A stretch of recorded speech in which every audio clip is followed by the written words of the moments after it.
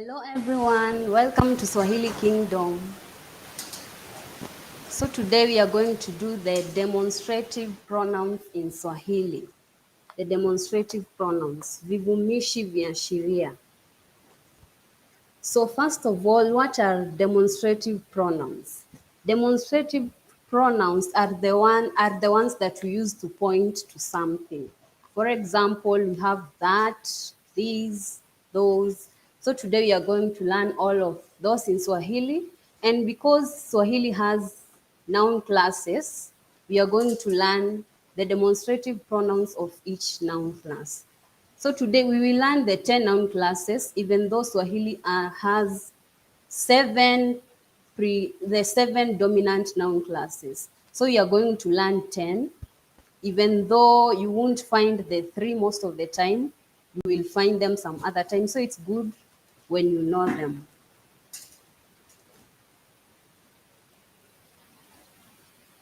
And at the end of this session, we are going to put timestamps on this video so that when you want to come back and you can check on a specific part, on which part we have gone through, maybe on the A-WA demonstratives, KI-VI demonstratives, LI-YA demonstratives. We are going to put timestamps for each of them so that you can learn them individually. If you want to come back after this live stream, that is, or if there is someone who is going to miss.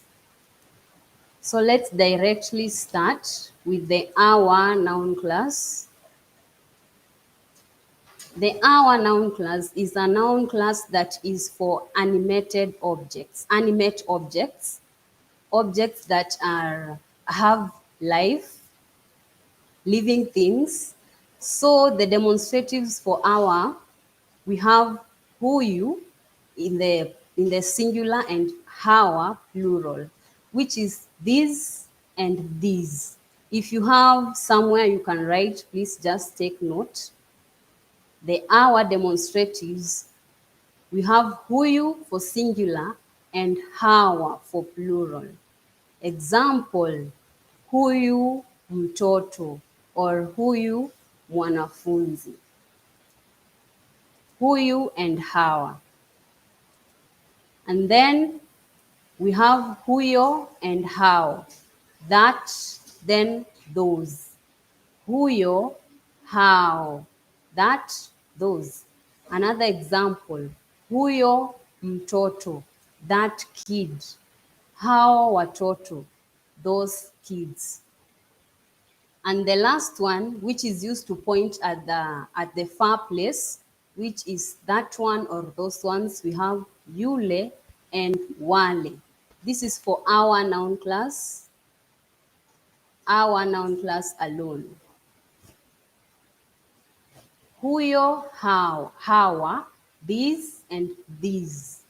Huyo, hao, that and those. Huyo and yule, and wale, that one and those ones. The example I have given is yule kijana hana adabu. That boy over there has no manners. That boy over there has no manners. That is the A-WA noun class. If you have a question about the A-WA noun class, you can ask, and please write these demonstratives for the A-WA noun class. We have 6 of them. Huyu, hawa, huyo, hao, yule, and wale.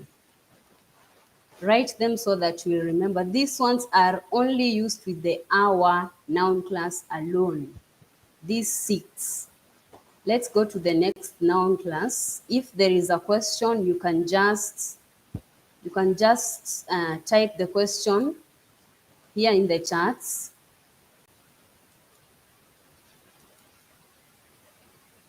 So the next one is the KI-VI noun class. KI-VI noun class.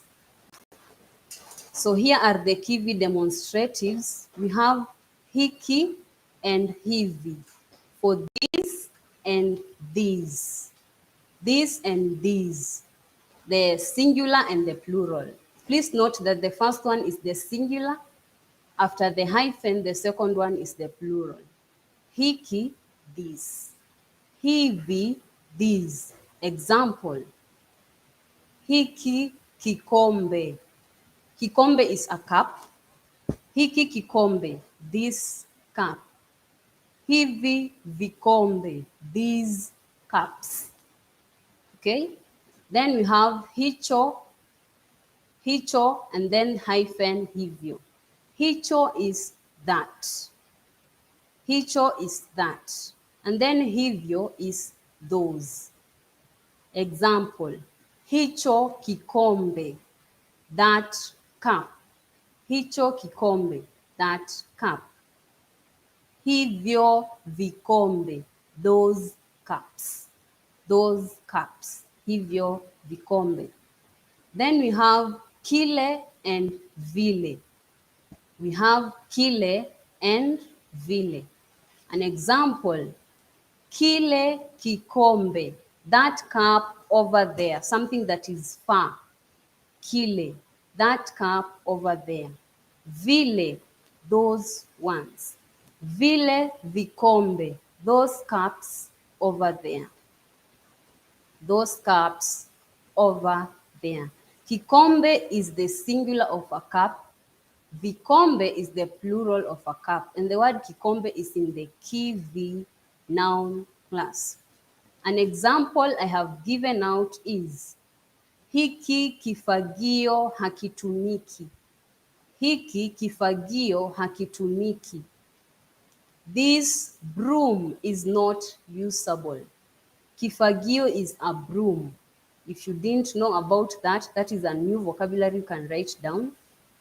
Kifagio is a broom. Hiki kifagio hakitumiki. This broom is unusable. Any question about the KI-VI noun class or the A-WA noun class demonstratives, please write in the chat so that I can see and I'm going to get back to them. I will answer them. Then let's go to the LI-YA noun class.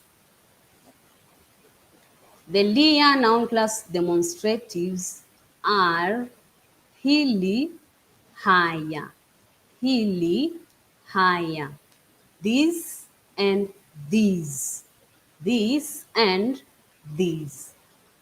Hili, haya, hili, haya, these and these. An example, tunda hili, tunda hili. Matunda haya. Tunda hili, this fruit. This fruit.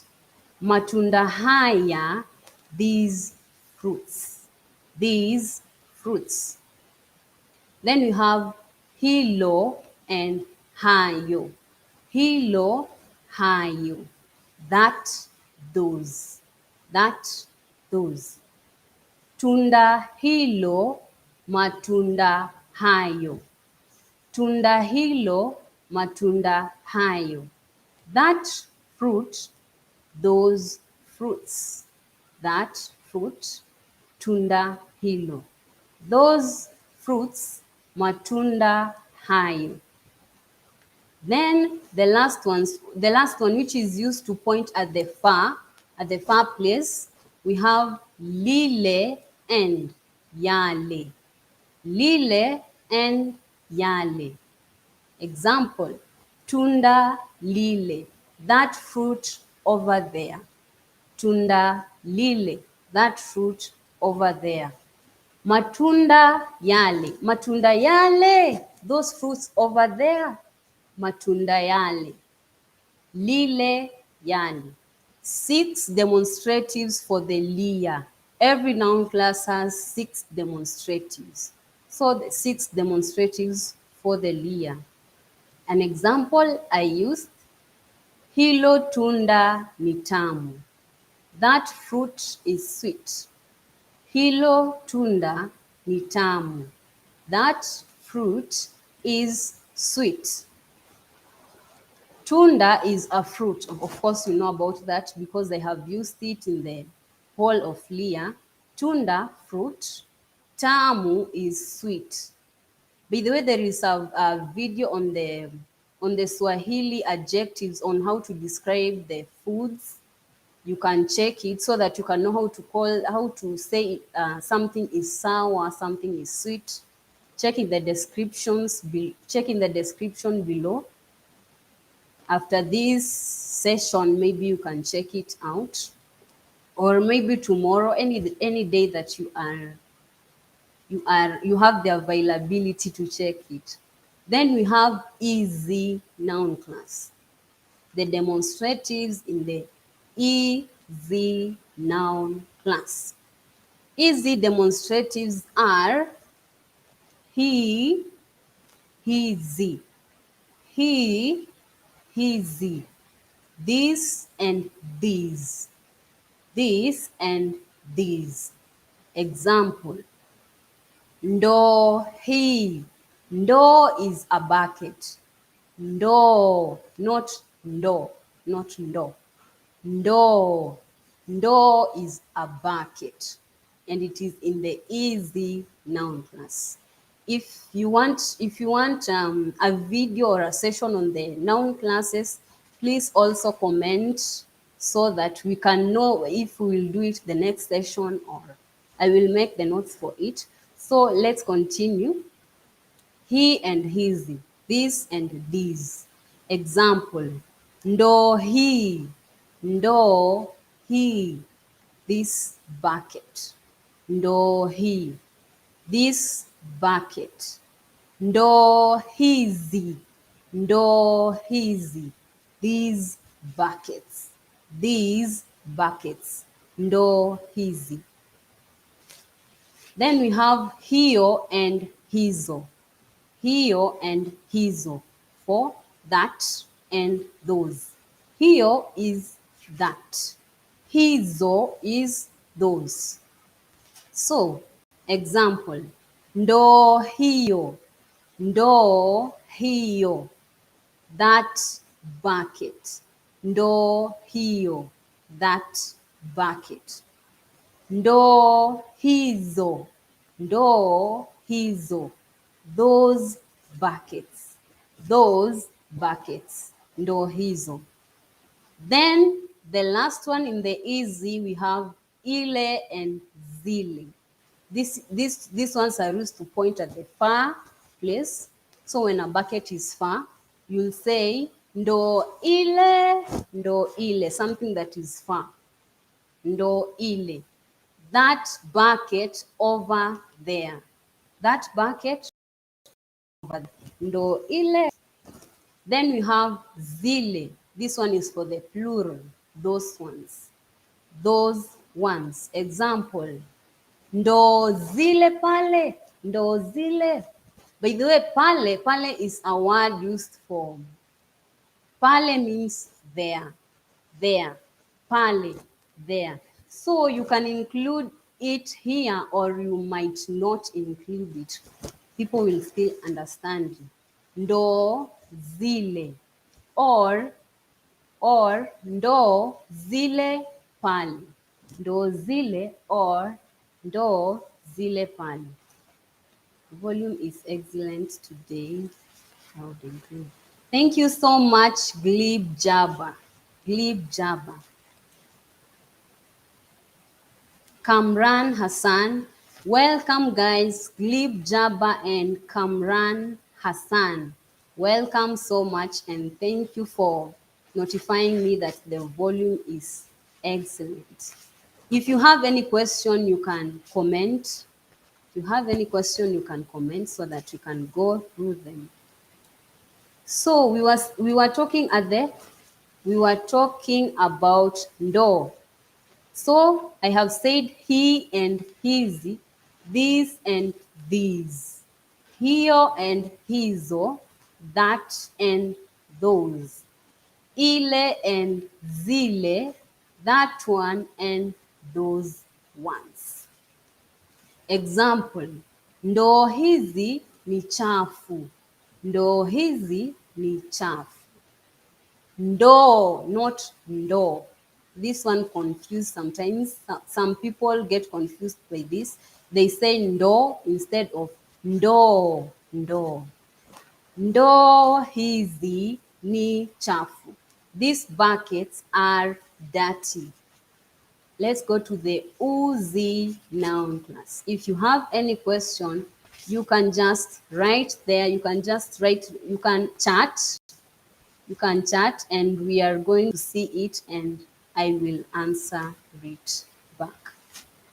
So the U-ZI Noun class, the demonstratives for the U-ZI, we have who and his, who and his, this and these, this and these. And please make sure you write all the six demonstratives for each noun class. Write them separately because each noun class uses its own demonstrative. You cannot mix. Each noun class uses its own demonstrative. So make sure you have written the one that you have completed. And if you have a question, please just comment. The difference between hiyo and ile is distance from the speaker. Yes, yes. Just like this, that, and that one. That one. So, hiyo, ile. Hiyo is this. No, hiyo is that. Then ile is that one over there. So the difference for sure is the distance. Yes. This one is far and this one is a bit near. If the bucket is visible to both the speaker and the listener, you use hiyo. And if it's somewhere you can't see, like in a cupboard or closet, you use ile. Exactly. You are getting it. Just use it the same way as that and that one over there. That and that one over there. That and that one over there. You are getting it so well. So let's continue. Thank you so much for asking and answering. Thank you so much for asking and answering. So we were on the U-ZI Noun class. Yes. U-ZI Noun class. Said the demonstratives we said we have who and his. This and these. Just as Glib Jabba told us,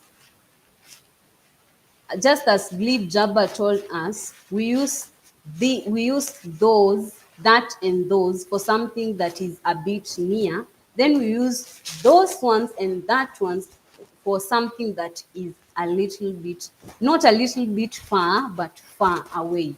This one, those and that we use for something that is a little bit far.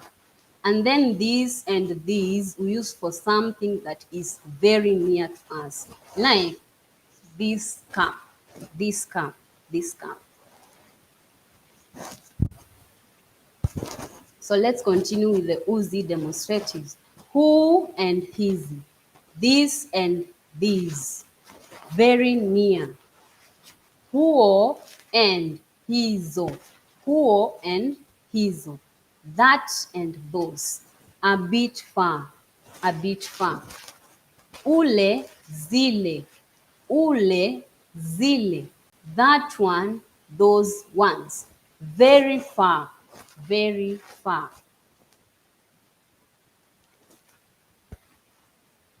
So the example I have used here is nyakati. Nyakati is the plural of wakati. Wakati, nyakati. By the way, the U-ZI noun class is very complicated in the formation of the plural and the singular. So make sure you check the video in the description box below, how to form, check more about this noun class, this U-ZI noun class, in the playlist of the noun classes that I have dropped in the description box below. Because like this one, the singular is wakati, wakati, which means time. Then the plural is nyakati, nyakati, which means times. So it is not very predictable on what the plural is and the singular is. Or if the singular is this way, you can't predict how the plural is unless you are really sure. So go check on the noun classes and make sure to check on U-ZI because it is a bit complicated. So I use nyakati hizo zinatisha. Nyakati hizo zinatisha. Those times are scary. Those times are scary. Nyakati hizo zinatisha.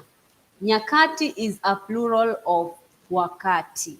Wakati is the singular, time, and then nyakati is the plural, times. So nyakati hizo zinatisha. Those times are scary.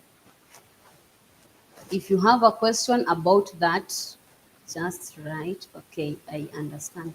Thank you. I appreciate that you understand, and thank you for confirming that you have understood. Thank you so much. Then let's go to the next one. We have YA-YA. Though this noun class is not among the dominant noun classes in Swahili. By dominant, I mean a noun class that is mostly in use or mostly used, but you need to know it because it includes things like water, porridge. It includes things that are watery, milk, something like that. So the YA demonstratives are higher.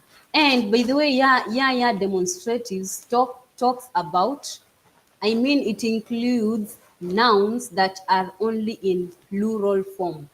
I mean, nouns that cannot be separated, like milk. You can't separate milk. You can't like cut milk in half. You can only put it in maybe two different cans or two different bottles, but you can't say that you are going to cut milk or you are going to cut water. You can't do that. So this noun class is for things like those ones, like water, like milk, porridge, things that are watery. And for these things, you can't say they are plural or singular. So they only have one demonstrative for each. One demonstrative for each, for these, that, and those. I mean these, that, and those ones. Okay? So we have higher, which is this, higher, which is this. Example, let's use maji. Maji is water. Maji.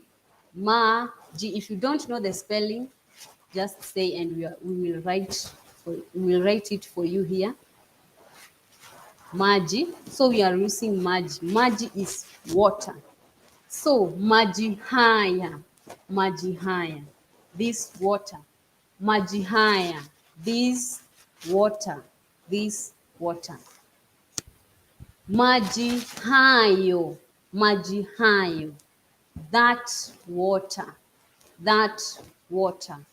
Maji yale, that water over there, that water.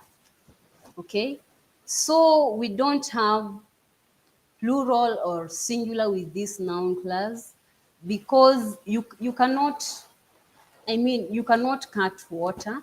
You can only put it in different things, but you cannot just cut it into halves, into quarters, or whatever. You cannot separate water, in short. So that is the YA noun class. It is very easy. It is very easy to know. It is also in the link in the description box below. You can check it out. Just to be sure about it, it's good when you know more about something. You know more than you should know. It is nice when it's like that. Okay, if you have a question about the YA demonstratives, just comment. We are going to see it and we will get right back to you. And we hope you are going to understand. And if you understand it, just say, and if you don't understand it, also say it so that we can communicate or we can explain better. So another noun class, we have U-U, the U-U noun class. U-U noun class. It is also not very dominant in the usage, like the daily usage or something like that. But we should know it because it is used. So you should know if something is used, you need to know it so that you are not going to get confused. So OO demonstratives are who, these, ule, that, who, that one, over there, that one over there. And by the way, I forgot to say, OO also has one, it has one part of the demonstratives, like it doesn't have the singular and the plural because it's noun, you cannot identify if their nouns are in the plural or in the singular. For example, the word ubaya. This is a noun in the U noun class. Ubaya is something evil, or we can say badness. Ubaya. Ubaya. You cannot say ubaya is in plural or in singular. So we just have these ones, these three alone that we use, because you cannot say, or do we have the word evilness in singular and plural? In Swahili, we don't have those things. Like, you can't really tell if ubaya is a singular or a plural noun. So just use ubaya who. Ubaya who. This evilness. Ubaya who. Then ubaya ule. Ubaya ule. That evilness. That evilness. Then ubaya huo. Ubaya huo. Right now, because you cannot point to ubaya, you can point to ubaya if maybe there is someone doing that action and you tell them ubaya huo. Maybe someone is doing that action far away and then you have someone else here communicating with. So you can tell that the person that you are communicating with, ubaya huo. Ubaya huo, how fine. Ubaya huo, how fine. And if it is something that it is near you, someone is doing it right there, you tell them ubaya hu, how fine. Ubaya hu, how fine. Okay, so it is just that simple. It is simple because we only have three, and most of the Swahili noun class demonstratives, most of the Swahili demonstratives in each noun class are 6. But here we have 3. Go check the U noun class in the description, in the link in the description box below, and know much more about it. Not what I'm talking about, not only what I'm talking about here, but more things. And if you are curious about the demonstratives in the U noun class, just ask, and you will be answered right away, right now. Huu umoja humu unafanya furaha. Okay, let me connect the battery.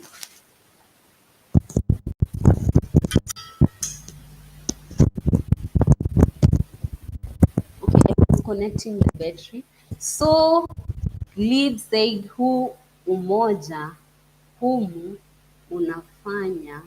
unanifanya furaha. I understand the sentence, but the sentence is not correct. So can I correct you? Leave. Can I correct you? The sentence, because you have used who and humu in the same sentence, and you have used furaha instead of furahi. Furaha is just happiness. Furaha is just happiness, but furahi is the verb. Furahi is the verb. This is not the verb. Okay, thank you so much. Let me correct you. So, the first mistake you made, you have written it very well. Huu umoja, umoja is in this noun class. Ulijaribu vizuri sana. Umoja is in this noun class. You have written huu umoja, very correct. Congratulations. Huu umoja, but another thing, a mistake you have made is who and whom. These are two demonstratives, and two demonstratives cannot be together unless there is a connector, like and, if, something like that. But in your sentence, there is no connector. Humu is a demonstrative used in the pa, hu, mu noun class. Humu is a demonstrative used in the pa, hu, mu noun class, which means inside something. So this humu should be removed. We should remove humu and write hu umoja unanifanya. Then here the word furahi. The word furaha, this is not a verb. This is not a verb. Furaha means happiness. Furaha means happiness. The verb is furahi. Furahi. Furahi. So you should say, you should say umoja huu unanifanya nifurahi.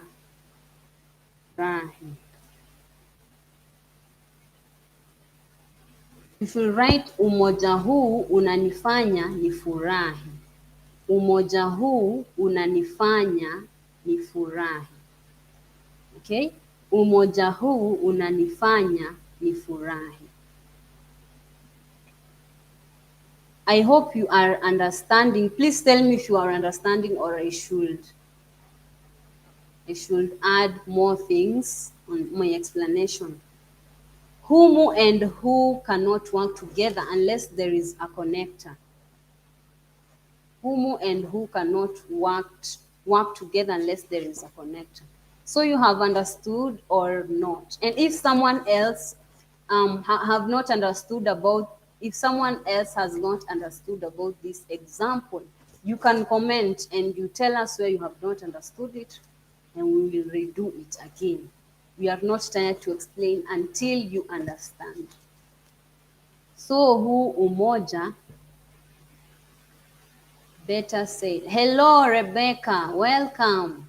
Welcome. I'm glad to see you here because you are the one who suggested this topic.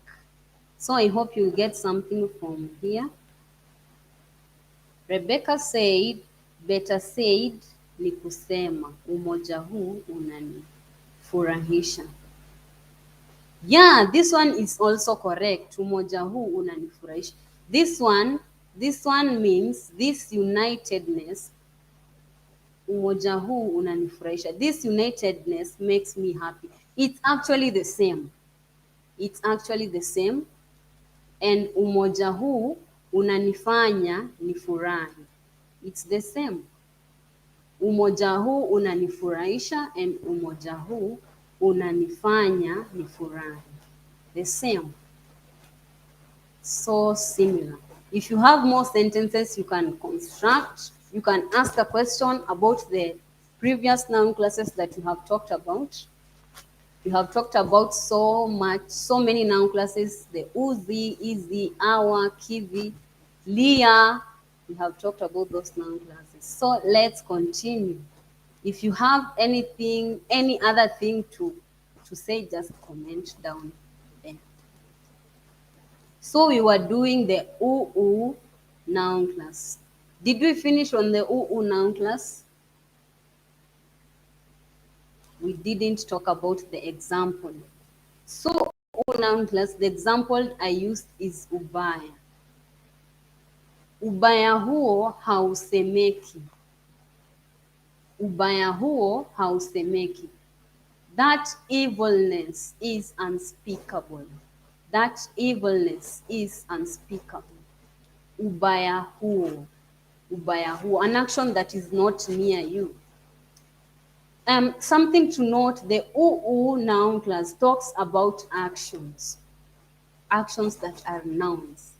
Yeah, actions that are nouns. Ubaya is ubaya, when you say ubaya huo, is an action that has been done in a far place. An action that has been done in a far place.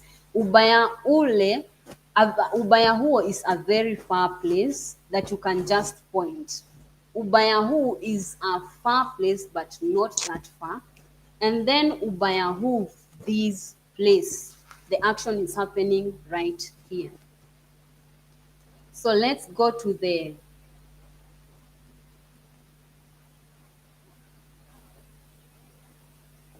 oh yeah, I like what Rebecca has said. Yeah, Rebecca wrote a very nice sentence, and in fact, I'm very impressed by Rebecca because I think she's just a beginner, but her level of Swahili is super. I was impressed, in fact, the last session. Rebecca, you are doing a great job. So let's continue with the U-I noun class. The U-I noun class. The U-I noun class is also called, it is often written as the me noun class. Me noun class. Why? Why do they write it as the me noun class? Because they write it according to the singular and plural. But here, I have written it according to the sentences. The sentence in singular and the sentence in plural. But they write me according to the singular and plural. For example, mmea. Mmea is an U-ZI noun class. An U-I noun class. So it will be mmea, mmea. And in plural, it will be mimea. So that's where they derive that's where they derive this they derive this me noun class. But now when you come to this UI, I have derived it from the sentence. I mean, it is derived from the sentence. When you check many Swahili textbooks, they write the noun classes this way. They don't write it the other way, like the UI, they don't write me. They usually write me to in a student's book for like someone who is studying Swahili for the first time. You will find them writing me. But I'm using UI because I want you to get familiar with it. Even when you get a textbook for someone who is native and they have this noun class, you are going to understand that it is the same as me. So that's a bonus for you there.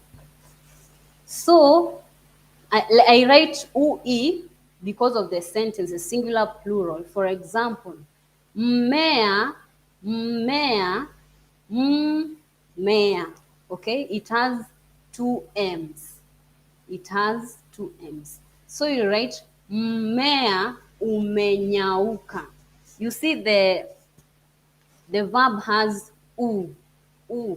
Mmea umenyauka. The plant has withered. The plant has withered. Mmea umenyauka. Don't confuse and say mea. Mea is to grow, to sprout.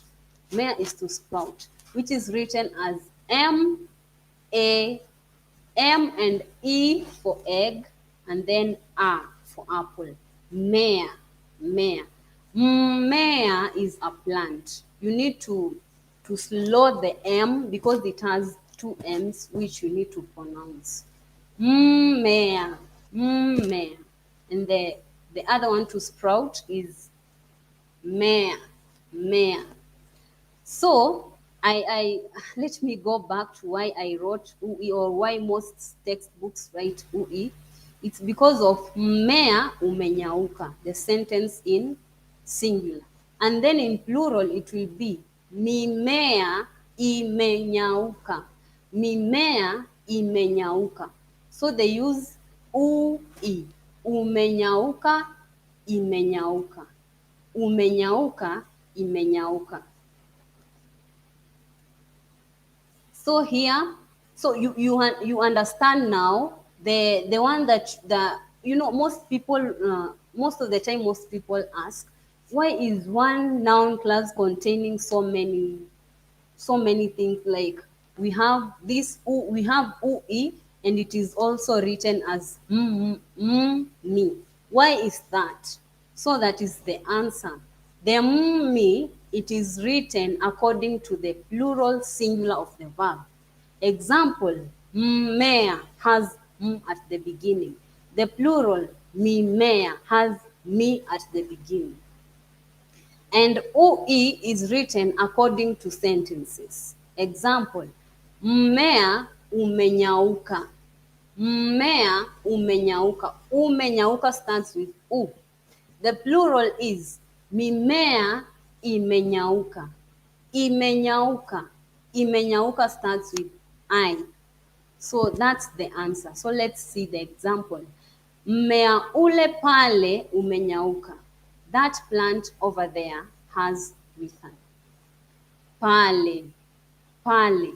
Pale, I have told you, it is a demonstrative that shows over there, over there. So this one, this noun class, it uses the when you want to point to something over there, you are going to use the ule alone, the ule and ile, but you need to add pale. So it is simpler, it is as simpler as this. When you want to use the far away demonstrative, just take these two, the far, the near far. You don't, the near far, take these two, that and those, then add the word pale. Add the word pale so that someone will understand it is far, because there is no other way that this one is written. Because another thing, you cannot use ule here and use ule this other side. So you need to differentiate. This one should be ule, and this other one should be ule pale. Okay? So make sure you use ule pale to differentiate and to make the person who is listening understand. So nyauka, kunyauka, kunyauka is to wither, to wither. I don't know wither or wither, kunyauka. So that is it. Kunyauka is to wither or wither, wither, wither. If you have any question about the UI demonstratives, anything you want to be elaborated, just comment. Just comment. And here we go to the next noun class. The next noun class we have U-YA. This noun class too is not very dominant in the most noun classes that are taught, especially to people who are learning Swahili for the first time. But as we were taught it in school, but I don't see it most of the time with people who are being taught Swahili for the first time.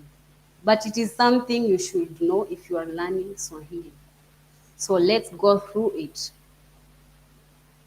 U-YA demonstratives are who and haya.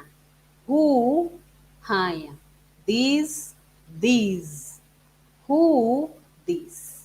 Haya, these. Who, this. Haya, these. Ule, yale. Ule, yale. Ule, yale. Ule, that. Ule, that. Yale, those. Yale, those. And no for a far away. No for a far away noun. This one has no demonstratives for the far away noun. It has no demonstrative for the far away noun. So it is more simpler to you because it only has four instead of 6. So it is work made easy. It doesn't have the far. So we have who, ugonjwa. Ugonjwa is in the U-YA Noun class. By the way, I have done a video on the U-YA Noun class.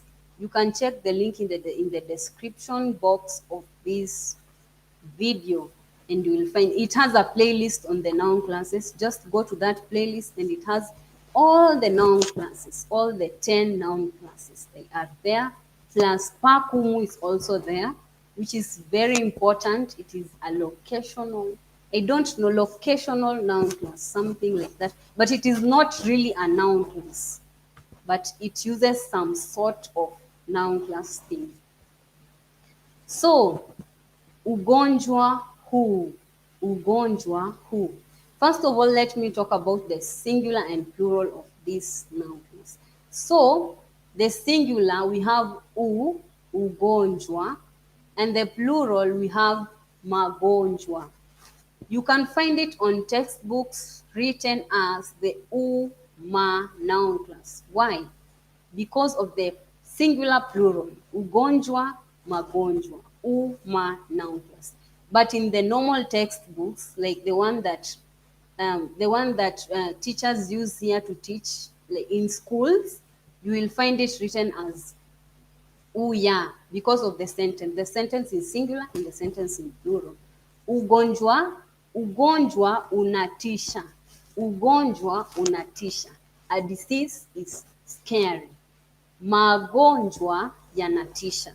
Diseases are scary. So you see it's U and Ya. U and Ya. And we also have U and Ma. Ugonjwa, magonjwa, singular, plural.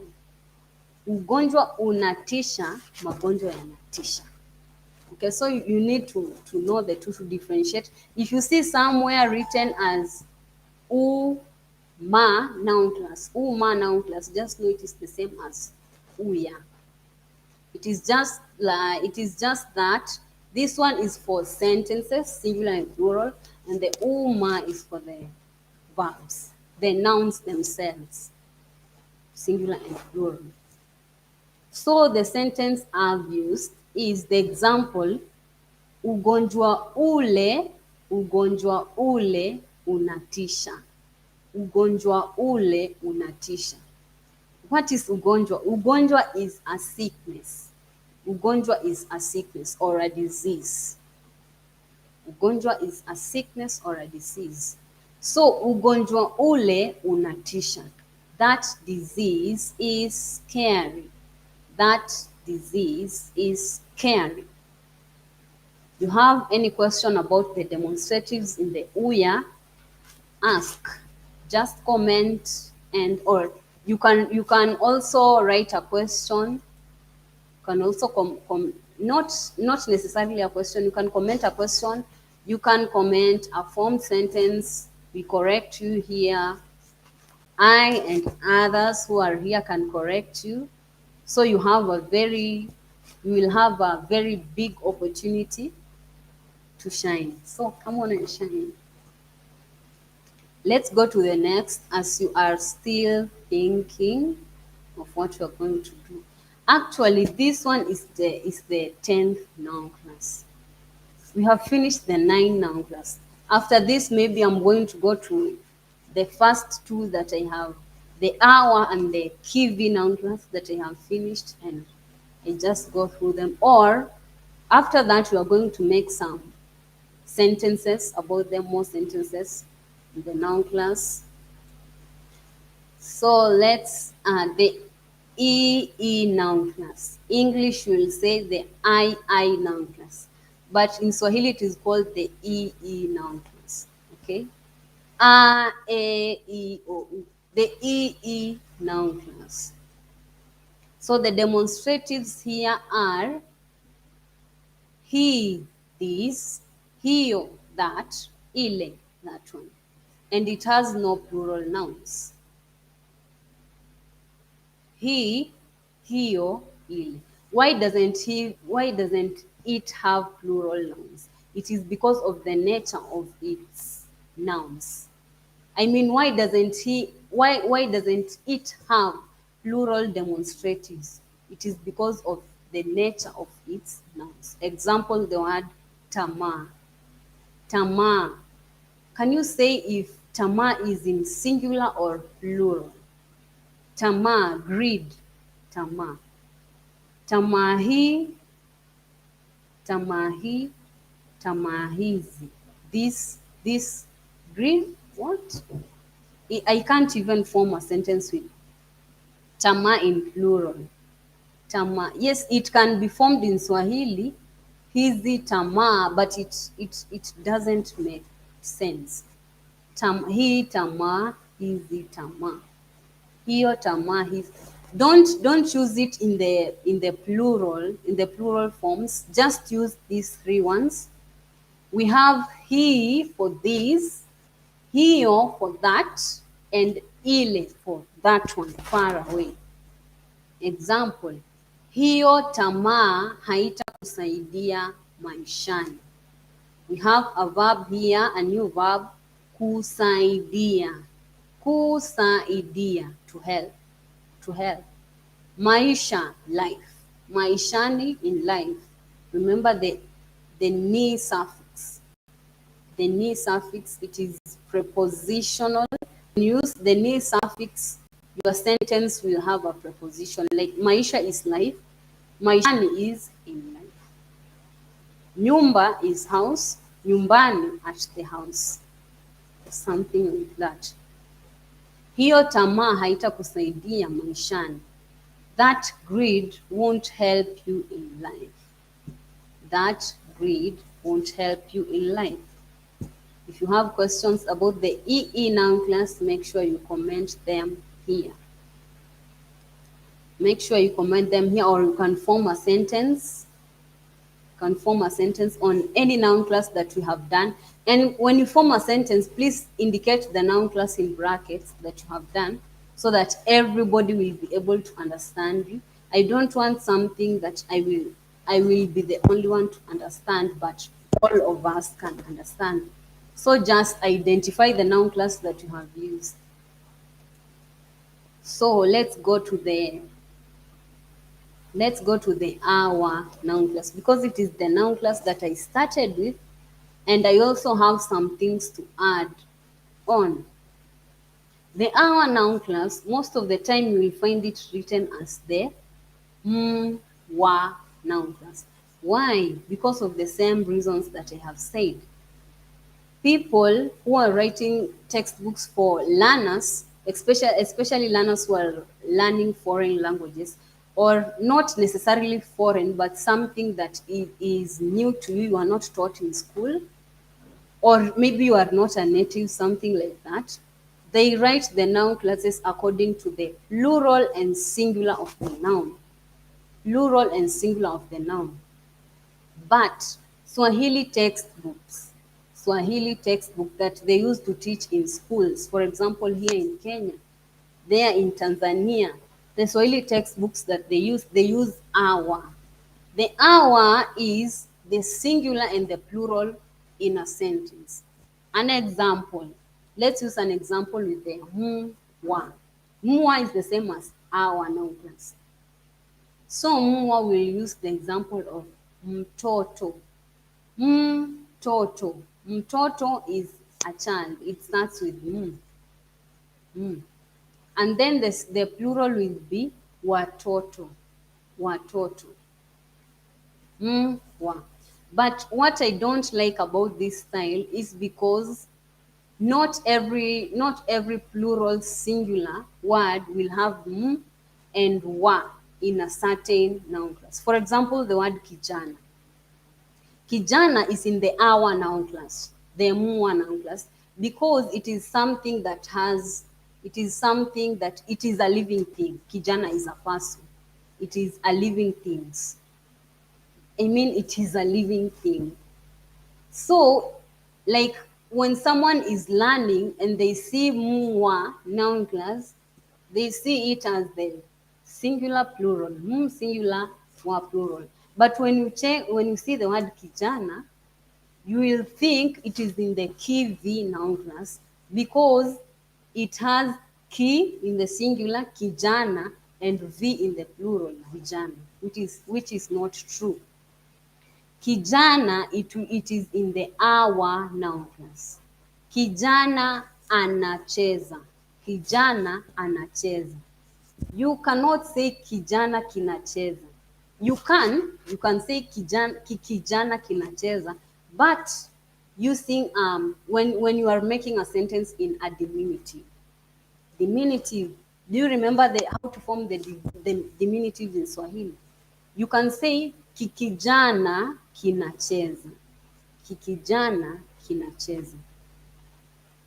But when you want to form a normal sentence, you can't use kivi on kijana. You need to use our. So, how do I? Oh, sorry, I didn't know. I didn't see the question. How do you identify which class a noun belongs to? This is about the noun classes in general, and it is a very long subject. It is a very long subject. So maybe we should make another live for noun class only separately, all the 10 noun classes, and we can also add pakumu if you want, so that I can elaborate and explain them very well, because I only made notes for the demonstrative pronouns. I only made notes for the demonstrative pronouns. And when we start tackling noun classes now, it won't be that easy, or no, maybe not that easy. It won't be that simpler because I have not prepared for it. I have not prepared for it. I have not prepared the notes. Although I know I can identify the noun. I can identify from which noun class a noun is. But how to teach it, I need to make some notes for it. So could you wait for it, and please tell us when we should have the live for the noun classes alone. All the noun classes, all these 10 that I have discussed here, plus the pakumu, that will be a bonus. Pakumu will be a bonus. So please tell us, Rebecca, kwa mfano, and please, Rebecca, write kwa mfano. Don't write kwa mufano. Kwa mfano. Write kwa mfano. Okay? Kwa mfano. So remove the u. Kwa mfano. What's the noun class for maisha? Maisha haya. Maisha haya. Maisha is in the YA noun class. Maisha is in the YA noun class. Have we? Yeah, we have talked about the demonstratives in the noun class of YA. Maisha haya, maisha haya, maisha hayo, maisha yale. Okay, maisha is in the YA noun class. So check the link in the description box below on the noun classes. It is a playlist. It is a playlist which is compiled of the Swahili noun classes, and you will get the YA noun class. I have done it. I've studied noun classes, but still I can't find out when I hear a noun which noun class should I use. I know. It is very complicated. It is very complicated. That's why I'm saying we should dedicate one live for the whole noun class. We should dedicate just one live for the whole noun class, because in this live we are talking about demonstratives, demonstrative pronouns, demonstrative pronouns. So I hope you don't mind. Because when I have the notes, I will make the notes on what I know and some other things that I will find on textbooks, on the internet, and the things that I know that work, and things that I know you guys are going to understand. Okay? So Rebecca, I hope you don't mind about that. I know noun classes are, they in fact they are the hardest. They are the hardest because when you know about the Swahili noun classes, it will be easier for you with everything in Swahili. Because when you go to adjectives, you must know the noun classes. Demonstratives, you must know the noun classes. A lot of things in Swahili. Like when we use the adjectives, saying mtoto, we have the adjective zuri, zuri. So you need to know which prefix to put. And before you know which prefix to put, you have to know which noun class is the word mtoto. So you see, it is hard. So you will say mtoto mzuri. You can't say mtoto zuri, mtoto zuri. It won't be complete because you need to know the prefix to put, and before you know the prefix to put, you need to know the noun class of the noun used. So it is very tough. It is very hard, I know. So let's dedicate one live stream one day on all these noun classes. And I assure you that you are going to understand it, even if you are not going to understand it at the moment. By the way, here is a thing about languages. I also learn languages, and that's why I can see some of the things through you.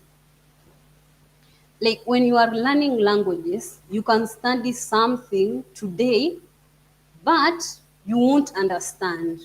You won't understand that thing. But that thing, you will still be, utakuwa ukitafakari. Tafakari. We talked about tafakari last live, and we say tafakari is to reflect. To reflect on something. Not to reflect on a mirror. To reflect on something. So, utakuwa ukitafakari. Utakuwa ukitafakari. You will be reflecting on what you have learned, but you still don't understand.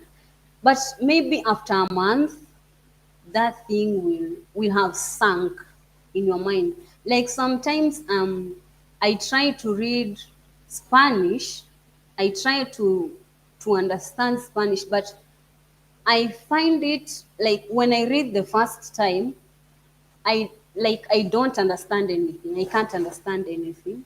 But I just get the things that are there.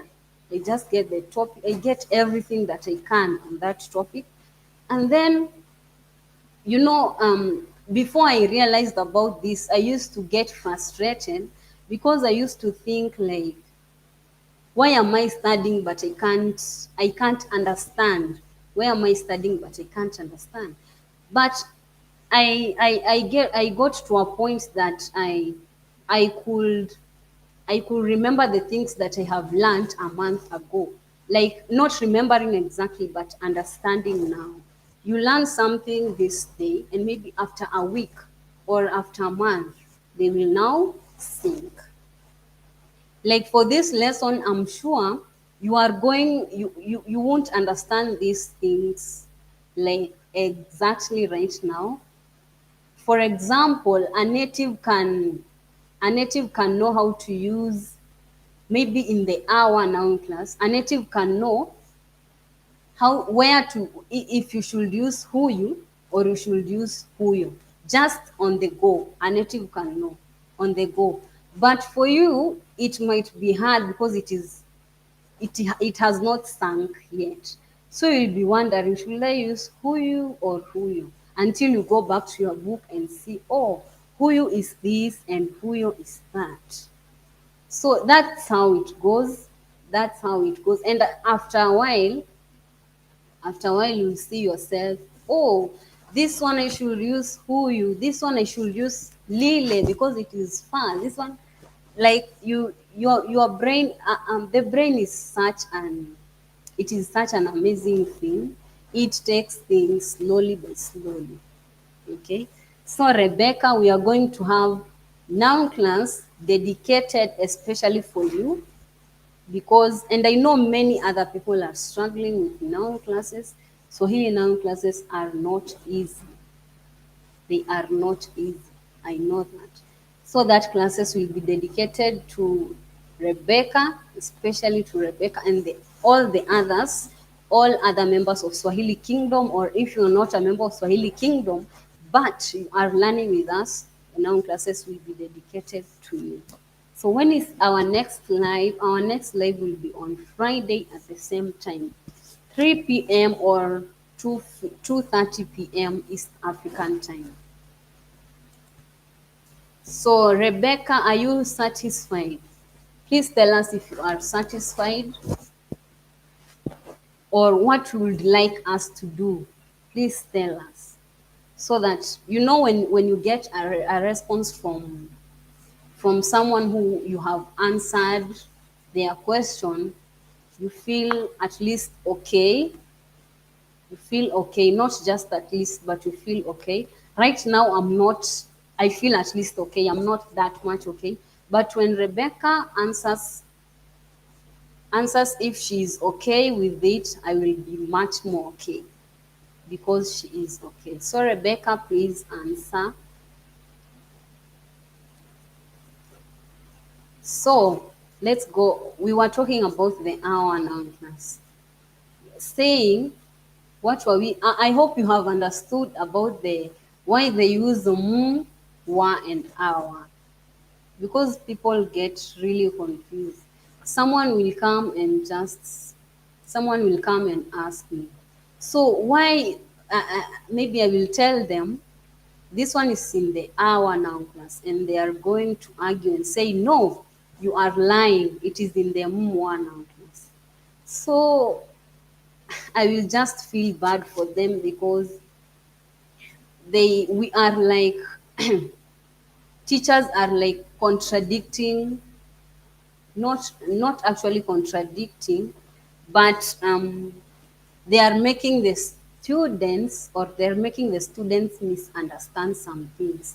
I think these things should be explained because like a student, for example, as me, maybe I'm learning Swahili, let's say, and I go on a textbook and I find a noun class called mwa and I find another one called awa. I'm going to get confused because they are saying the same thing about awa with mwa. Mwa has the same thing with awa. So I'm really going to get confused and irritated because when you are learning a language mostly or just anything, you need to be sure of what you are learning because that is spending time and time is very precious. So that's how it is.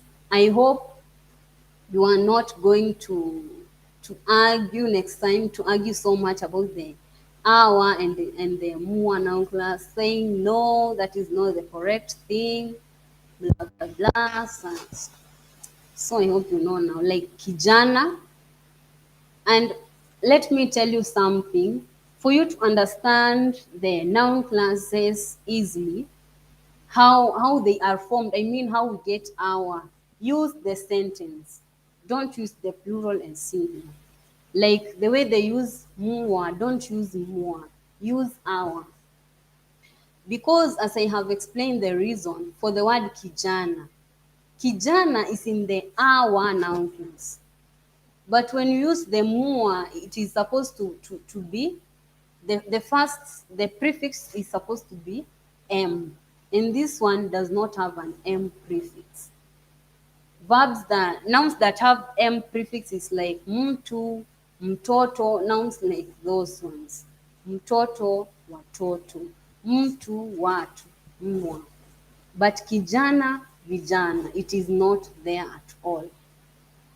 So you should use the sentences. Our, KI-VI, LI-YA. In the LI-YA, I saw them using G-mark. Let's talk about it. In the LI-YA noun class, I saw them use, this is the KI-VI. In the LI-YA noun class, I see most of the times in textbooks that teach Swahili to people who are learning it for the first time, they use G-mark. And I really don't like it. I prefer LI-YA because you will say tunda limeharibika. Tunda limeharibika. A fruit has gotten bad. Tunda limeharibika. You see the sentence, it is easy. Matunda yameharibika. Matunda yameharibika. Fruits have gone bad. But now this, they use the jima. Why do they use the jima? Because there are some nouns in the LI-YA that have G, prefix G, for the singular and ma in the plural, for the plural. For example, the word gino for a tooth. Gino.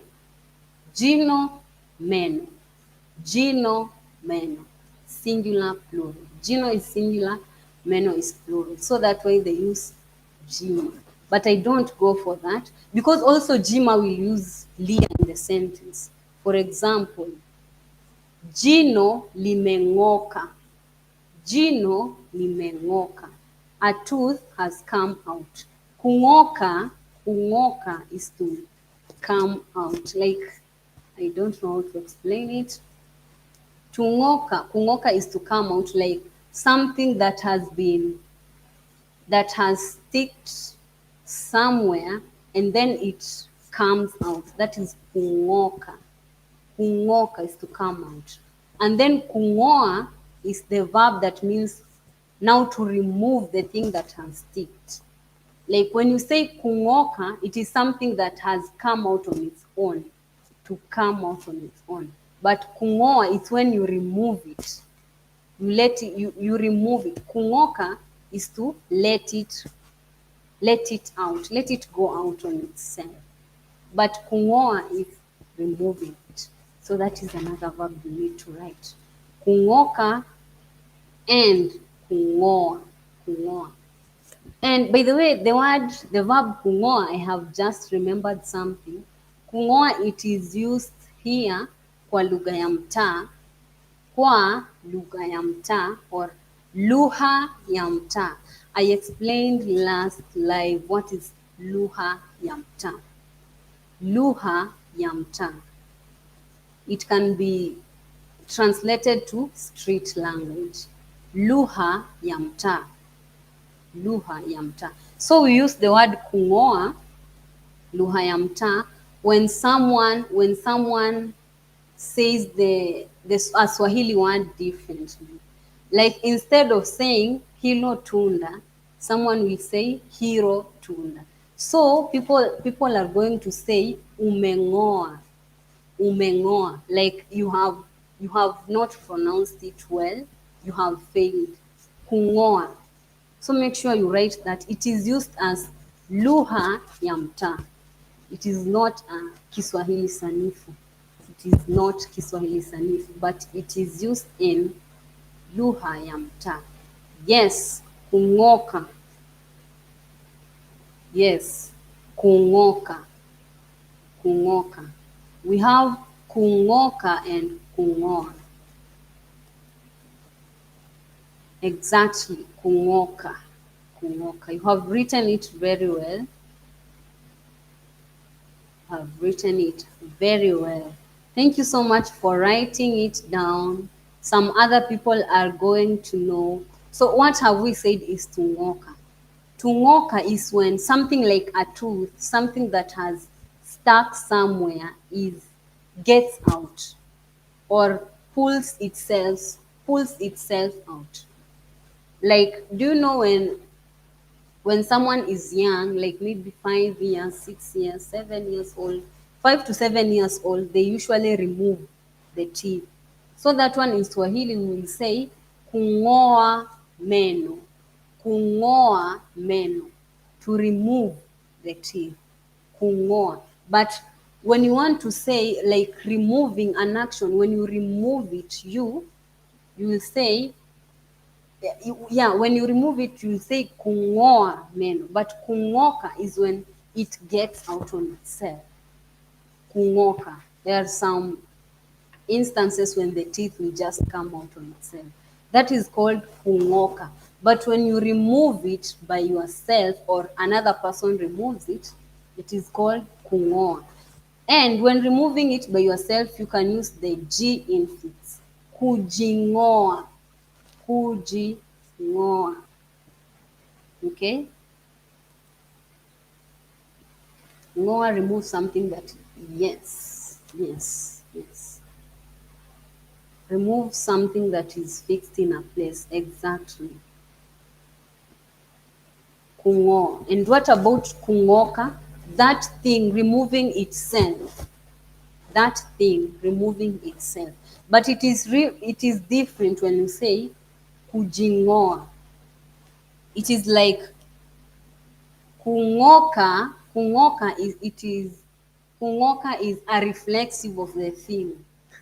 I don't know if you understand. A reflexive of the thing, meaning it removing itself. Removing itself. Jino limeng'oka. Jino limeng'oka. A tooth has come out. A tooth has come out. But that one is by itself. I didn't remove it. It came out by itself. But when you say nilijing'oa jino, nilijing'oa jino, I removed my teeth. I removed my tooth, jino. I removed my tooth by myself. Kung'oka, something that is fixed in place, come out on its own. Yes, exactly. And the example that I've used is a tooth or teeth, so that you can understand. You can understand it well. Like when kids are 5 to 8 years old, the teeth come out, right? So that other teeth can grow. And grow, we have said, is kumea. Kumea. Kumea, grow. Kumea, grow. And I have another thing to add. Kumea, used in lugha ya mtaa. Let me first answer this one. Kujing'oa, when you remove something that is fixed in yourself, but it's a part of yourself, like a tooth. Yes, yes, exactly, exactly. Removing it by yourself and it is part of yourself. Exactly. Thank you for adding that point. Thank you so much for adding that point. So we have kujing'oa, kung'oa, and kung'oka. Kujing'oa, kung'oa, and kung'oka. Write those things, those three verbs down. And I told you how kung'oa is used in the lugha ya mtaa. Lugha ya mtaa, street language. In the last slide, I explained the difference between street language and Sheng.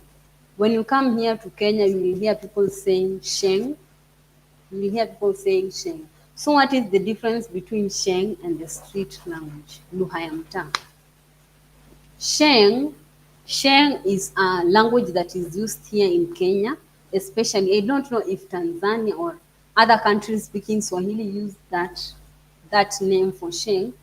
But Sheng, it is a language that you mix Swahili, English, and another Bantu language. Another Bantu language, like for example, here in Kenya, you can mix English, Swahili, and the Kikuyu language. So that is Sheng. Or you can just mix English and Swahili alone.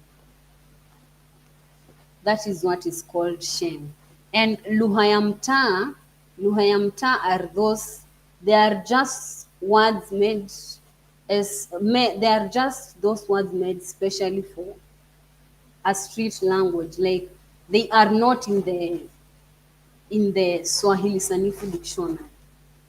They are just different. So that is Swahili, but it is Swahili that is broken.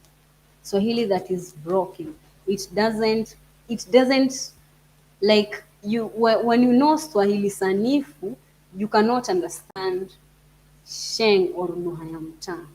So you need to, they are different, but they are still the same because they have Swahili in them. So that is the difference between lugha ya mtaa and Sheng. And what did we say kung'oa is in lugha ya mtaa?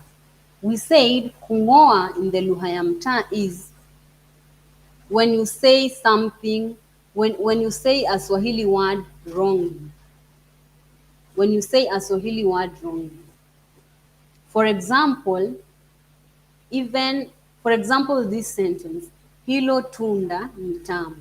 Then someone will come and say, hilo tunda ni tamu.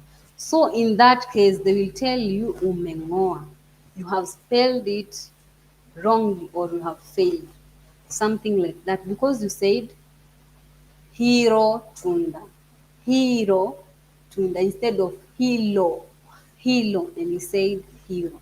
So that way they will tell you umeng'oa. And why do people misspell some words? Kwa nini watu hung'oa? Kwa nini watu hung'oa? Kwa sababu, because of their, maybe of their native, the language that they are using, their native language. Like in Kenya, we have so many other native languages. Like we have Luya, Duruma, Kamba, Kalenjin, Kikuyu. We have so many languages. Like me, I use Luya. And I can also misspell some words in Swahili, but I will know I have misspelled. So I will be told umeng'oa. Umeng'oa. But most of the times, those people who speak Kikuyu language are the one who say hero instead of hilo.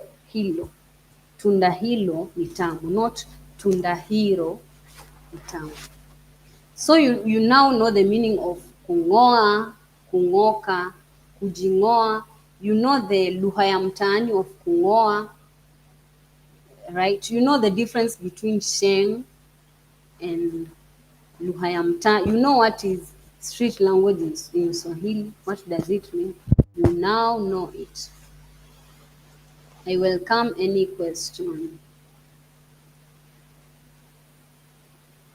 Umeng'oa is street language, lugha ya mtaa, street language. Is sometimes used to tell a beginner that he has pronounced a word wrong.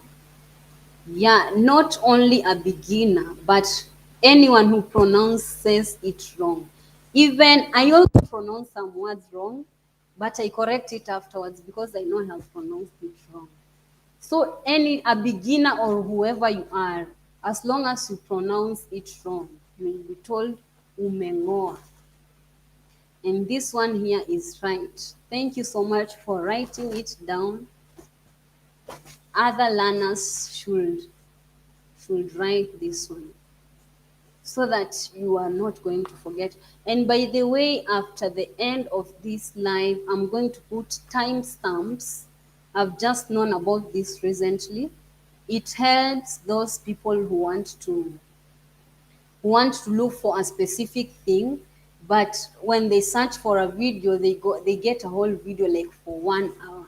You know, it's hard when you are looking for something and you have gotten a video instead of the readable, the things to read, you've got a video. Yes, Sheng is mixed Swahili and English. Swahili, English, and Bantu. Swahili, English, and Bantu. That is Sheng. But you can also use Swahili and English. So let's continue. I found the timestamps just recently because I also used to get frustrated when I search for something and I get a video which is like 20 minutes. But the thing I needed is at the maybe 5th minute, or it is at the 5th, 8th, 10th, and the 12th minute.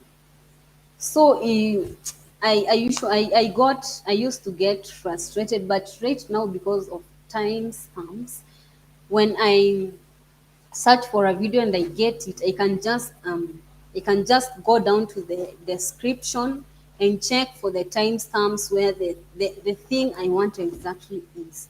Maybe where they have talked about what is a noun class, what is this noun class about, blah blah blah, but not the whole video. So that's why I like timestamps. And since this video is long and we have talked about a lot, Someone might be wanting to know what is street language, like precisely that one only. And you are given the whole video. So what are you going to do? So I'm going to put the timestamp for where we have explained the meaning of street language, the difference of street and Sheng. So that I hope that one will get you somewhere if you maybe someone didn't attend this live, or you have attended this live, but you want to hear again, or to see, or to go through again. Okay, so I hope you now know the four verbs: kung'oa, kung'oka, kujing'oa. Oh my God, I have a lot of things. I have another one used for, it is a street language word, which is kujing'oa.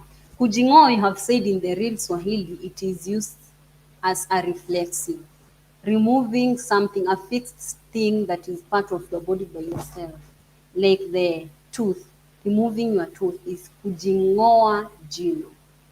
But it is also used in the street language to mean to get yourself off something. Let me give you an example. An example is when maybe you went at your friend's home. Maybe you had a party. You are 10 people at your friend's home, you are partying, and then someone calls you and tell you, hello Joel, you need to come back because you have to do this and this and that. So you are going to tell your friends, kwaheri, mimi nitajing'oa. Kwaheri, or since there are many, you use kwaherini. So you'll say, kwaherini, mimi nitajing'oa. Kwaherini, mimi nitajing'oa. Bye, I will leave.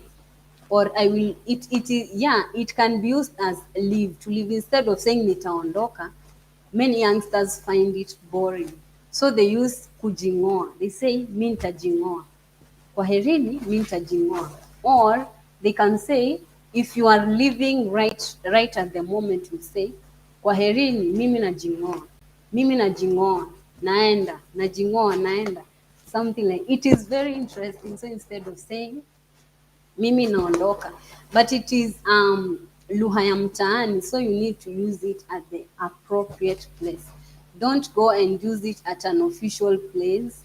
Maybe you have gone to, at a public office and you are telling them asante najing'oa. No, don't say that. Tell them asante naondoka.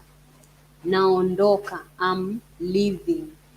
Kujing'oa, it is the same as leaving, but don't use it in a formal place, at a place which is formal or something like that, because it is a street language.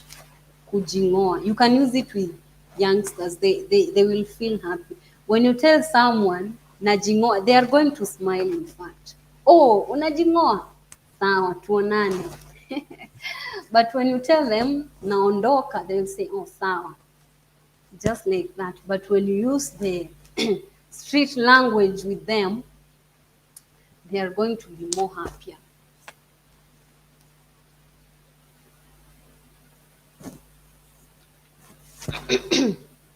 So you can write, you can comment any questions that you have. You can comment any questions that you have, or the noun class that you wish us to repeat. It is not actually the noun class, the demonstratives of a noun class. Because I said earlier, sorry Rebecca has not yet responded, but I said earlier that we are going to dedicate one live for the noun classes alone, because they are 10 and they need the dedication and the time, because you need to study them keenly. Noun classes are not that easy. And I will have to make the notes, and you will have to prepare your mind too. So you'll have to prepare yourself as I prepare myself. Ujitayarishe, mimi nikijitayarisha. Ujitayarishe, mimi nikijitayarisha. You prepare yourself as I prepare myself. We talked about preparing in the last live. Kuandaa and kutayarisha, they all mean prepare, to prepare.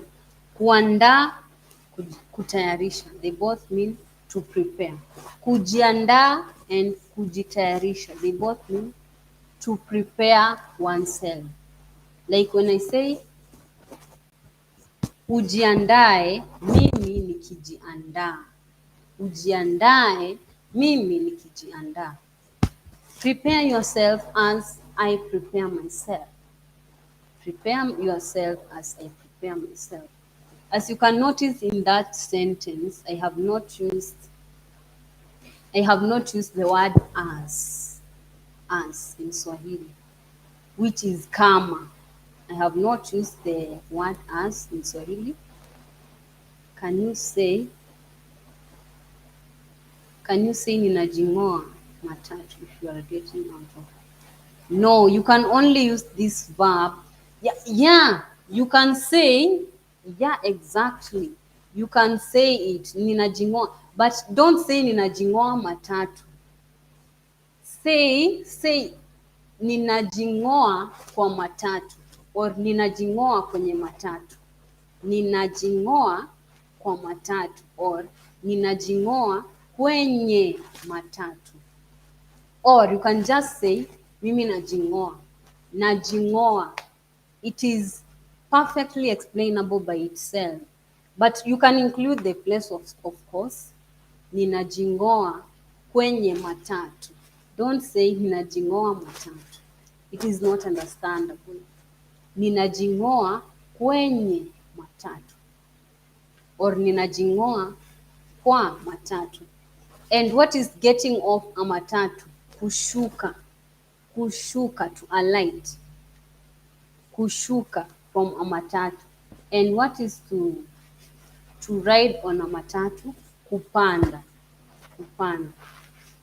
Yes. Ninajing'oa kwa or kwenye matatu. Ninajing'oa kwa or kwenye matatu. But it can also be like ninajing'oa. Ninajing'oa. By the way, this one is perfect. It is perfect. Very perfect. Like most of the time you can't say ninaondoka kwenye matatu. Ninaondoka is when you are with someone, in something that is not like a bus. Maybe you are in a meeting, you have gone somewhere you are at a certain place but not at a bus.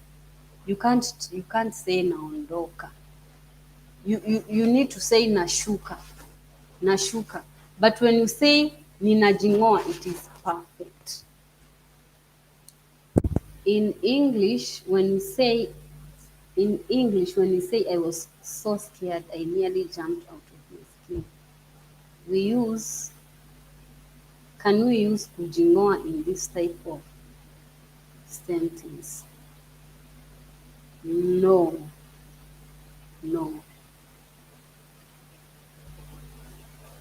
No, in English, when we say I was so scared, I nearly jumped out of my skin, can we use kujing'oa in this type of sentence? No. Why? Because the word kujing'oa, it is only used when you are leaving a place. Like take it like the verb kuondoka. Kuondoka. But this one is just a street language. This one is just a street language. Kuondoka is the Kiswahili sanifu, but this one is a street language. You can't use it in a sentence like this. Nilikuwa nimeogopa sana. I was so scared. Karibu niruke. I don't know, out of my skin is a phrase. It is a phrase on its own, right? Like a phrasal verb or an idiom. Out of my skin. Because you can't say in Swahili, nje ya ngozi yangu. Out of my skin, translates to nje ya ngozi yangu in Swahili. Nje ya ngozi yangu. But you can't use it that way here. So it is, I think it is a phrasal verb or an idiom. I don't know about it in Swahili. I think I will check it up. I will check it out. So kujing'oa, as I have said, use it as the verb kuondoka. The only difference is that this one is a street verb, a street language verb, and kuondoka is the Swahili sanifu. Yes, nitajing'oa, ninajing'oa kwa kwenye matatu. Kushuka, get off or get out of a car or a vehicle. Yes. Kushuka basi. Kushuka gari. Kushuka matatu. And let me explain for you the types of public vehicles we have here. I don't know if they are public vehicles. We have the a van. Is it a van or a bus? We have a bus which is called basi, a bus. We also have a matatu. Do you know a matatu? A small van. It is not small, but it is a van for 14 people, 14 seats, which is called a matatu. When you hear someone, you ask someone, hey, unafanya nini? Unafanya nini? And someone will tell you, napanda matatu, or napanda bus, or napanda car, not car, napanda gari. Gari is the overall thing, but when you want to specify, you can say, good if you know matatus. Good if you know matatu. So have you ever ridden a matatu? Have you ever ridden a matatu? So when you hear people talking about matatu, don't think it is three in plural, like tatu plus matatu. No, matatu is actually a vehicle that is used to carry passengers. Matatu, and it is very nice. Matatu. Unafanya nini? Naenda kupanda matatu. Unafanya nini? Naenda kupanda matatu. Unaenda wapi? Naenda kupanda matatu. What are you doing? I'm going to ride a matatu. Where are you going? I'm going to ride a matatu. So a matatu is a vehicle that is used for transportation. Here in Kenya, more questions. Come with more questions. As we finish the remaining 20 minutes, I will be answering questions, the questions that you have, or if you want us to repeat, a noun class, demonstratives of a noun class that you didn't understand. There was someone who was saying, what is his name? I forgot his name, but I had saved his name. I saved his contact. I don't know his name. He's from Burundi, I guess. Yes, he's from Burundi. And he was asking about noun classes, about the demonstratives in a noun class. He was not understanding it. He was kind of frustrated. I think he was kind of frustrated. But I hope he will watch this video, because I'm going to put timestamps.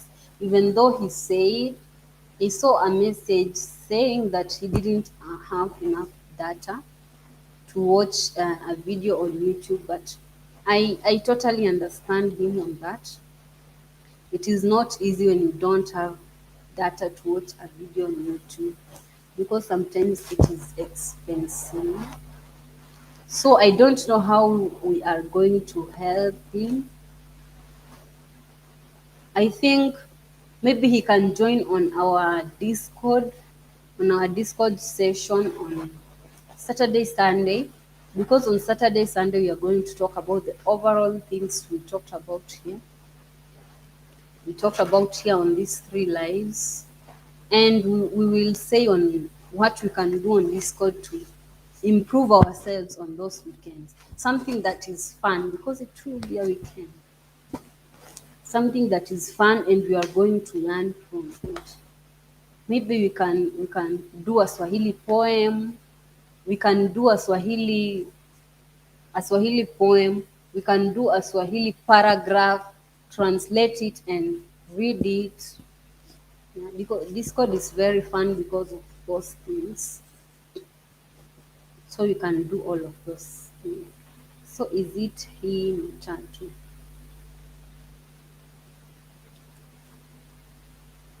Yes, matatu hii, matatu hizi, matatu hii, matatu hizi. Matatu is in the I-ZI Noun class. Matatu is in the I-ZI Noun class. Matatu hii inaondoka. This matatu is leaving. Matatu hizi zinaondoka. These matatus are leaving. Matatu hii, matatu hizi. Matatu hii, matatu hizi. Matatu is in the I-ZI Noun class.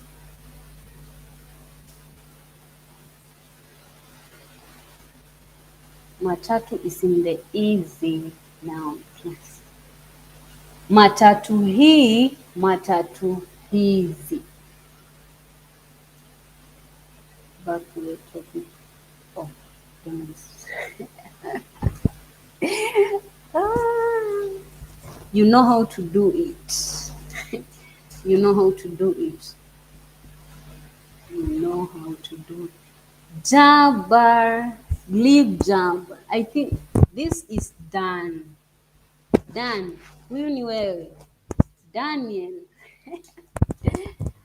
I think it is you because of the way you are. The way you are, I don't know, the way you are typing things, the way you are saying things. It is you. Done. More questions. More questions if you have any question, any concern, any comment. You can say how the lesson was, if you understood anything. Yes, I knew it. I knew it was.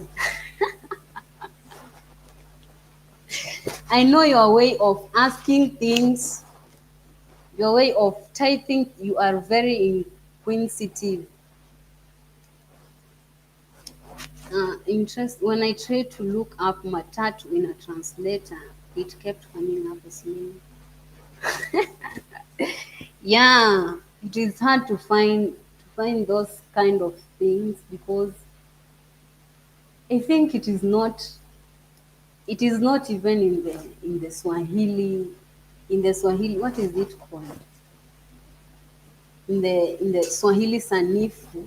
Yeah, it is in the Swahili Sanifu, but I don't know, it is not that commonly said in the books, but people know about it everywhere. I think even Tanzania knows about it.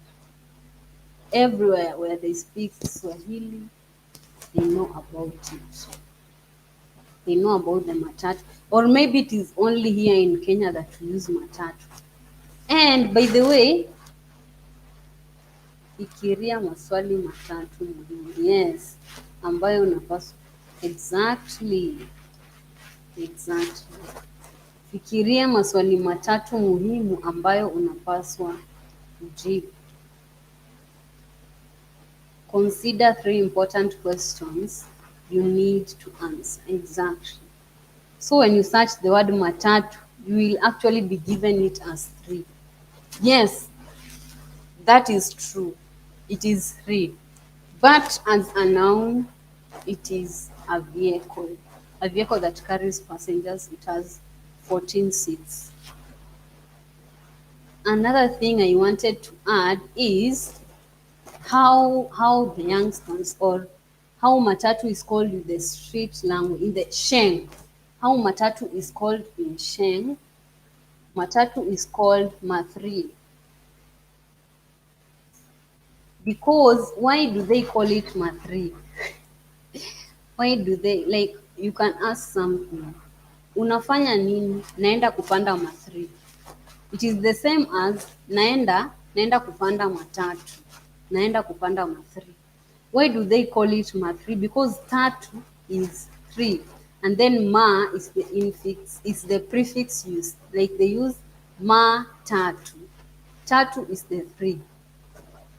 Tatu is the three that needs the prefix. Either matatu, vitatu, watatu.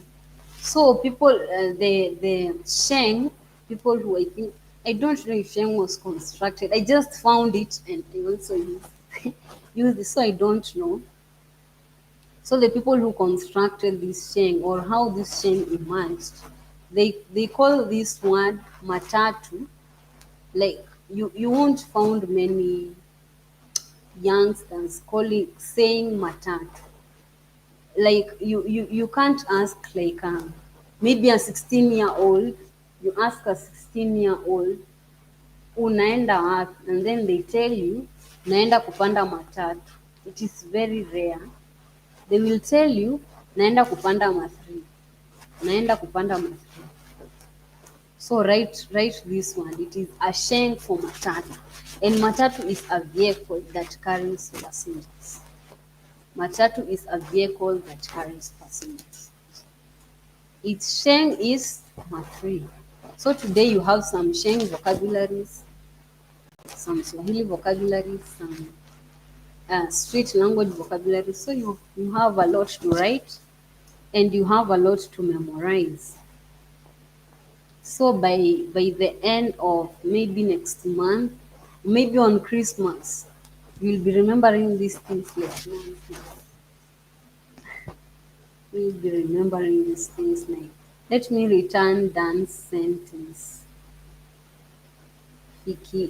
Fikiria Swan. I think fikiria is not consider. Consider. Fikiria is think about. Think about. Like when it is used in this. When it is used in this sentence. Fikiria maswali matatu muhimu ambayo unapaswa kujibu.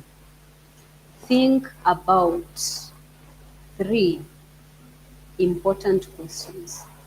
Think about. But it can also be used as consider.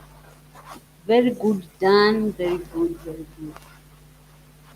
Leave Jabba. And I just noticed that this is done. We have Kamran Hassan. I don't know who is Kamran Hassan. I don't know. Kamran Hassan. Hello, Kamran Hassan. Kamran Hassan. Is it Hassan or Hassan?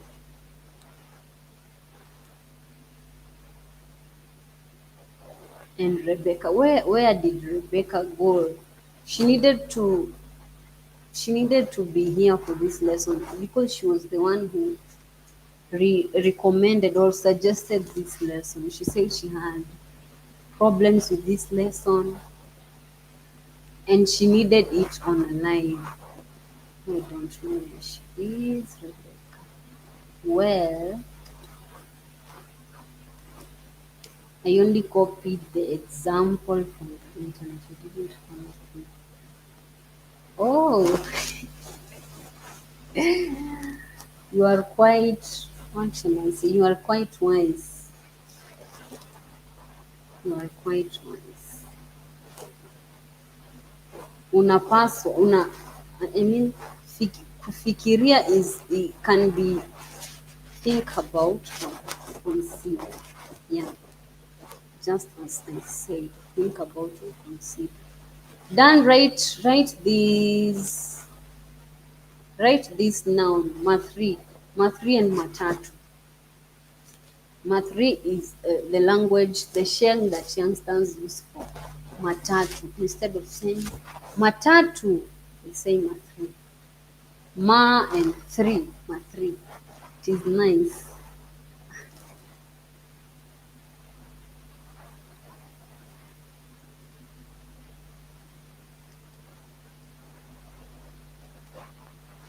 More questions if you have any. More questions if you have any. Remember to check the suggested video in the description box below this video after this live, or maybe tomorrow or the time that you'll be ready, but make sure it is soon so that you can learn about the Swahili noun class, because we might have the class on Swahili noun classes on Friday.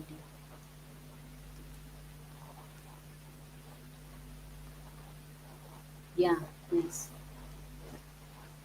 Matatu is the true. Math3 is the Sheng. Math3 is the Sheng. And guys, since we only have 10 minutes to go, suggest the topics you would like us to cover, because now Rebecca is not here. She has not responded to the question of whether we should do all the 10 noun classes, whether we should do the noun classes in the next live, all the 10 noun classes plus Pakumu, because she said she's having trouble. So if she has not answered, maybe that means she might not be available in the next live, and I would like her to be available so that she can learn and ask questions on the go, because she was the one who suggested this demonstrative pronouns, but she is not here, so she doesn't have the chance to ask questions directly. Maybe she will ask questions directly when we have another live on location demonstrative pronouns for the Pakumu. But this one she was not able to be here. I hope the timestamps that I'm going to put will help her understand. So guys, please suggest any topic you would like us to discuss the next live, or something that you really want to know, and you can have it on live.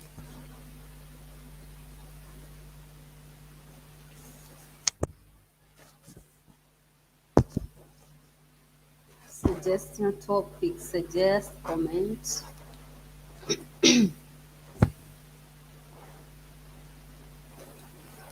Or if you would like us to just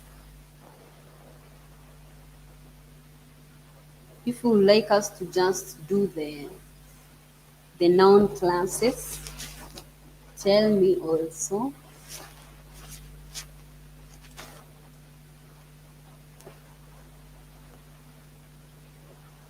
Rebecca, where is Rebecca?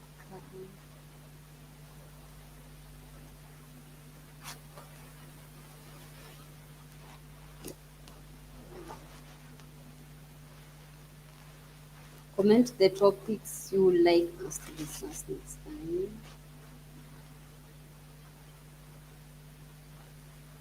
Comment the topics you would like. Kamran Hassan, please welcome to this live stream, and welcome to Swahili Kingdom.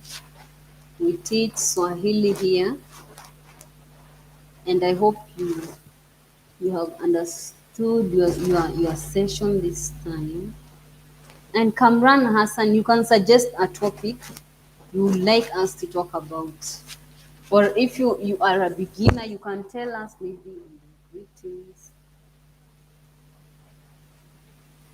The suggestion is please live exercise on the topic we just covered without this.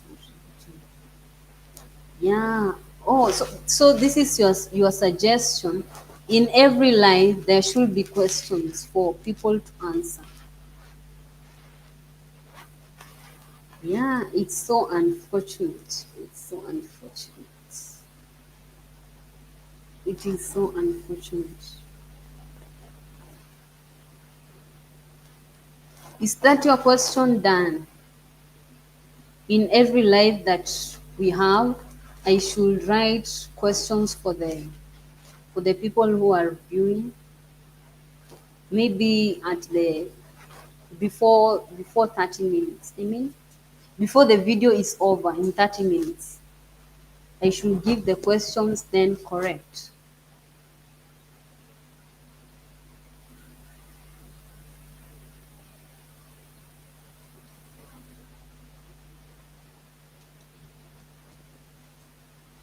Okay. He can't be here everywhere, but this is attend. Okay. Hmm.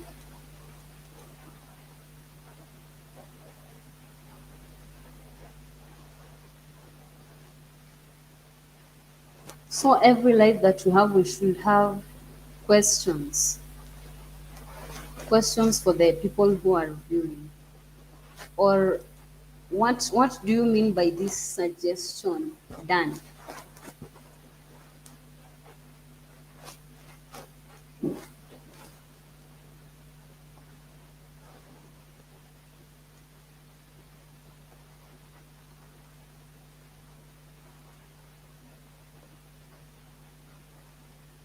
Yes.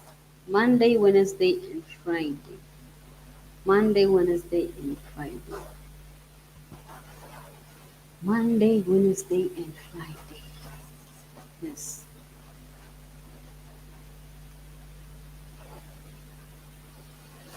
Monday, Wednesday. And unfortunately, this is true.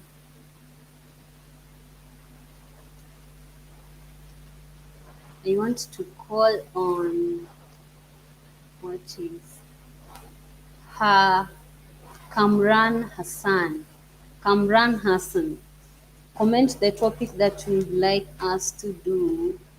Yes,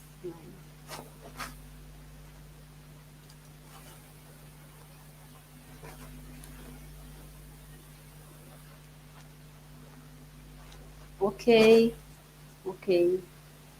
Let's wait. Okay, let's wait.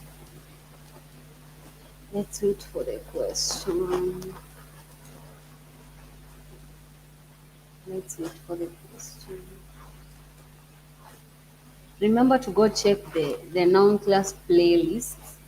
The noun class playlist that it is in the description box below. Just below this video, you'll see the recommended videos, and when you will also find the noun class playlist there. And when you check that noun class, you will have the 10 noun classes: A-WA, KI-VI, I-ZI, U-ZI, YA-YA, LI-YA, all those noun classes. And I have explained why some books uses Jima instead of Lia, but Jima and Lia is the same thing. I have explained why, and if and after that explanation, I have explained it severally, and after that explanation, no one had a question on that. So if you would want to go back on that explanation, I will leave, there will be timestamps. Timestamps. So you will just go to that specific time on the thing we talked about too. We talked about the difference between wa and our, or what differentiates them. We check that. You can follow us on Facebook as Swahili Kingdom. It is a group. We have a lot of members there, and we update each other on Swahili Kingdom videos. For example, you might say in your life, which is correct? A, huyu mtoto. B, hili mtoto. C, humu mtoto. And the viewers can give the answer, or you can provide us filling them in. Okay. Yeah, I get. Let me write this suggestion. Let me write this suggestion.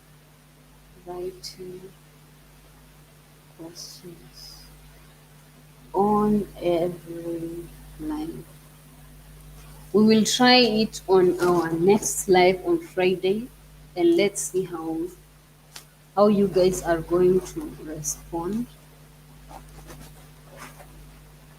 Continue like this plain dash lady, and you have to write English. Okay.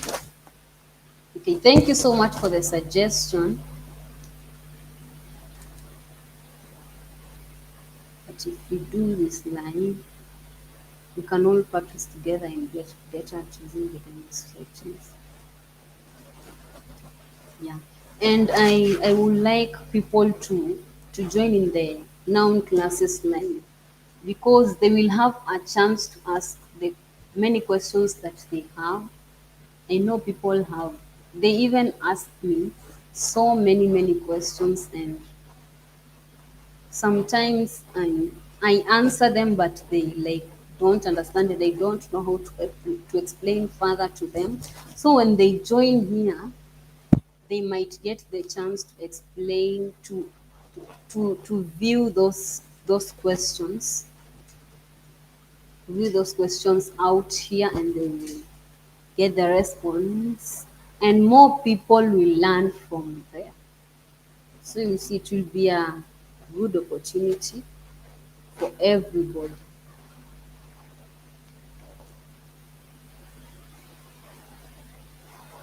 It is now time. It is now time. We need to say kwaherini, kwaherini. Let's meet each other in the next line. Mine is not really a suggestion. Mine is not really a suggestion about a specific topic. It's just an idea of how to make a video. Yes, I got that. I got that. So the topic that I got for next Friday, I think noun classes, or maybe we should do demonstratives of the Pakumu noun class.